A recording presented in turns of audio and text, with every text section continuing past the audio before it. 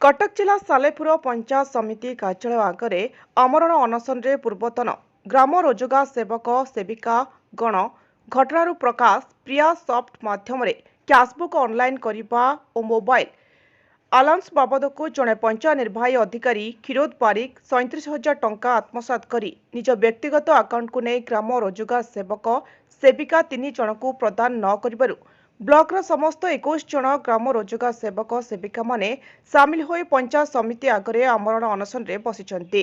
सुप्रभा जेना GRS Salepur block आज ये धारणा कौन पे लेकिन हमर प्रयासट मोबाइल चार्ज पई आमे वर्ष को 12,000 टंका पाऊ। आमे 3 वर्ष 2021 मसिया रु तेंतल जीपी रु छाड़ी सारलिनी किंतु एबे नरदा जीपी रे काम करूची किंतु मोर 21 मसिया रु आज पर्यंत आमे बारंबार हमर ऊपर अधिकारी को कहबा सत्ते भी आमे हम प्राप्य पाई पारू ना। आमर क्षीरोद बारिक से अकाउंट को पर्सनाल से पैसा नहीं जाइछंती तेणु आमे आमर अधिकारी को कहला सत्ते भी से घंटा घोड़े रखुछन कौन कार्यानुष्ठान ग्रहण करना।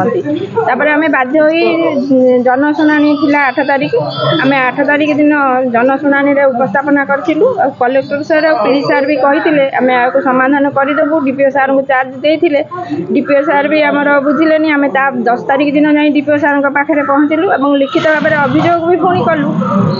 तापर भी 8 दिन आमर बीती गलानी आमर कौन कार्यानुष्ठान ग्रहण कले ना। आम बाध्य होई आज आम 3 भाई भौणी 3 जन आम आमर अनशन करूँ बोली निष्पत्ति नेलु एवं एठी बसिलु। आमर जे पर्यंत आमर समाधान आमर न करा जिवो आमे आम प्राप्य न पाइबु आमे एठी बसिबु अनशन अहरात्र बसिबु। अपन परिचय मु सालेपुर ग्राम रोजगार सेवक संघ सभापति आमर पिला माने आज आमरण अनशन मार्ग को धरी नहीं।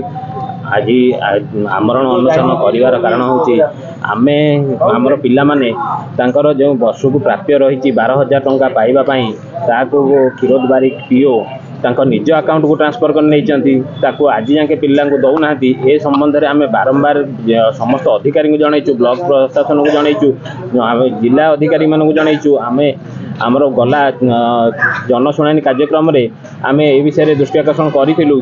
आमको प्रतिश्रुति दिया 2 दिन मध्य यार समाधान करा किंतु कौन समाधान आज की 10 दिन बीती जाते हो पारा ना। 6 मास वर्षे हम एम लिखित आकार बारंबार ब्लॉक प्रशासन को जन कौन संबंध समाधान करा जाऊ ना। पिला माने आमर स्वल्प वेतनधारी से 9,000 टंका पाउछन घर एते केभली प्रतिपोषण कर पारिबे। बर्तमान आम पाखे तो आउ कौन मार्ग रहिलानी आम कौन अधिकारी सहयोग रहिलानी तेणु आम पिला बाध्य होइकि आमरण अनशन मार्ग को धरी नहीं। तेणु जेबे पर्यंत आमको आमर न्याय मिलनी आम अनशन बसी रही तेणु आम आमर 3 जन पिला नुह आम संपूर्ण समस्त ग्राम रोजगार सेवक जिते अच्छा सालेपुर ब्लॉक समस्ते सहयोग करूँ आम अनशन आज बसी रही। जो पर्यंत सेमानकर बकेया अर्थ फेरी पाई नाहांती से पर्यंत सेमाने आमरण अनशन रे बसिबे बोली चेतावनी दैछंती। सालेपुरରୁ महेश्वर बेहराଙ୍କ रिपोर्ट ज्योतिप्रभा न्यूज।